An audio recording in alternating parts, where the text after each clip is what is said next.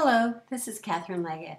I'm answering a few questions about my new book, The Road to Terminus, which has just been released from Mountain View Books.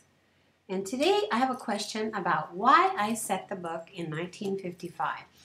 Well, the first answer is I didn't want to have to deal with a lot of technology, and there's a certain amount of computer stuff and that's available today that would have made this particular plot line impossible.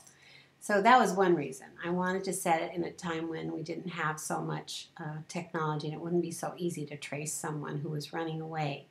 But also, I remember road trips quite fondly from my childhood in the 50s and 60s. And although we never made that entire trip from Chicago to Los Angeles like my characters in The Road to Terminus do, I remember quite fondly traveling on parts of it. And one thing I remember is the gas stations, which were totally different from what they are today. You drove in and you parked beside the pumps. There was no self-service in those days. And cute guys in wearing little hats and starched white uniforms would hurry out to attend to your needs. You just sat in your car or you went and you used the facilities. And while you were gone, they busied around, washing the windows, checking the oil and tire pressure, and filling the gas for you. You know, I always wondered, how did they stay so clean in those white uniforms when they worked around all that oil and gas every day? But they did. And I don't know what the answer to that one is. Another thing I remember was motels, because when it got to be dusk, you would see the bright neon lights come on and it would just be so enticing. Like this one, which is in Lebanon, Missouri. That word looks like Lebanon to me, but if you live in Missouri, you pronounce it Lebanon. The Munger Moss Motel in Lebanon, Missouri. It was just colorful, lots of different colors, bright neon lights. Sometimes they blinked, and lots of fun graphics. This one's in the story, the Blue Swallow Motel in Tucumcari, New Mexico.